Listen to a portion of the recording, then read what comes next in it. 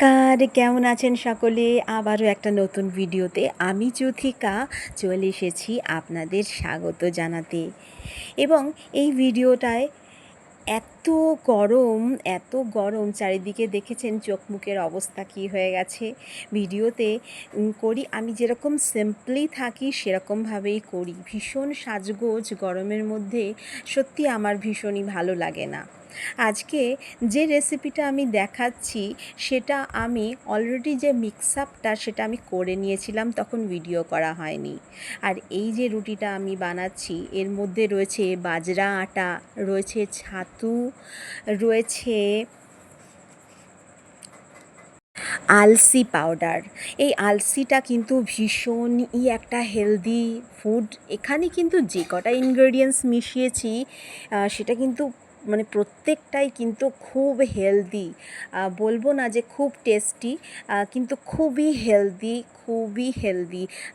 এটা অন্তত পক্ষে একবার হলেও ট্রাই করে দেখবেন। এর পরের ভিডিওতে নিশ্চয়ই সম্পূর্ণ রেসিপিটা মানে কি কি আটা এখানে আমি নিয়েছি সেটা আমি নিয়ে আসবো। মুখেই বলে দিলাম যেহেতু আমি সেই সময় ভিডিও করতে পারিনি।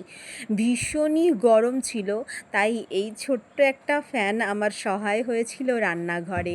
একটু কাজ করতে করতে এই ফ্যানের হাওয়া খেয়ে তারপরে কাজ করাটা একটু বোধহয় সহজলভ্য হয়, যদিও সেইভাবে হয় না, কারণ গরমের এখানে প্রচণ্ড গরম পড়ে। আর সব জায়গায় গরম পড়েছে এই গরমটা। আর রান্নাঘরে এই গরমে কাজ করাটা মানে ভীষণ ভীষণ চাপের। যাই হোক, কথা বলতে বলতে প্রথম রুটিটা কিন্তু আমার হয়ে গিয়েছিল।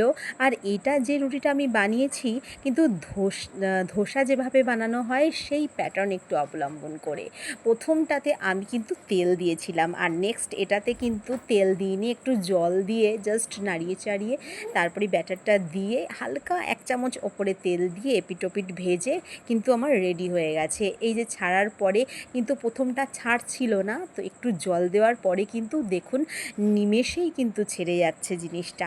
ভালো লাগছে, একটু হেলদি। যেহেতু এটা একটুখানি আমি জল দিয়ে ফেলেছিলাম, মানে গাঢ় ভাবটা থিকনেসটা একটু কমে গিয়েছিল, তাই জন্য আমি এটা কড়াইতেই করেছিলাম।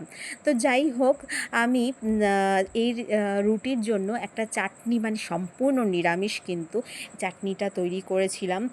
সেখানে দিয়ে দিয়েছিলাম বাদাম, তার সঙ্গে চিয়া সিডস, আর একটু খসখস মানে পোস্ত, তার সঙ্গে ছিল ধনেপাতা আর 2টো কাঁচা লঙ্কা। ব্যাস একেবারে পেস্ট করে, জল মিশিয়ে পেস্ট করে তৈরি করে নিয়েছি। স্বাদ মতো নুন পরে মিশিয়ে দিয়েছিলাম। হ্যাঁ, এখানে যেটা আমি ফোড়নে দিয়েছিলাম, সাদা তেল নিয়েছিলাম 2 চামচ মতো, তার মধ্যে মানে ধোসার চাটনি বানাতে যেটা লাগে আর কি, একটু ফোড়নে দিয়েছিলাম কালো সর্ষে, আর তার সঙ্গে কারি পাতা, একটা শুকনো লঙ্কাও কিন্তু দিলে বেশ ভালো যায়। যাই হোক, তেলটা গরম করে ফটাফট ফোড়নটা দিয়ে আমি কিন্তু চাটনিতে দিয়ে সার্ভ করে দিয়েছিলাম। কেমন হয়েছে ভিডিওটা অবশ্যই কিন্তু জানাবেন। হয়তো জানি না, বোধহয় পুরোটা আমি দেখাতে পারিনি বলি সেভাবে ভিডিওটা আমি প্রেজেন্টেশন করতে পারিনি। অবশ্যই আপনাদের মতামত জানাবেন আমার কমেন্ট বক্সে কেমন লাগলো ভিডিওটা। অবশ্যই নেক্সট ভিডিওতে আমি নিয়ে আসবো এর সম্পূর্ণ রেসিপি, এবং আপনারাও কিন্তু বাড়িতে এইভাবেই করে খেয়ে একবার হলেও টেস্ট করে খেয়ে দেখবেন কেমন হয়েছে। অবশ্যই জানিয়ে যাবেন আমার কমেন্ট বক্সে। আপাতত আজকের মতো এখানেই বিদায় নিচ্ছি। দেখা হচ্ছে অন্য ভিডিওর সঙ্গে। সকলে কিন্তু খুব ভালো থাকবেন, সুস্থ থাকবেন, আর অপেক্ষা করবেন নেক্সট ভিডিওর জন্য। দোয়া রইল সবার জন্য, একটু আমার জন্য দোয়া করবেন। ধন্যবাদ সকলকে।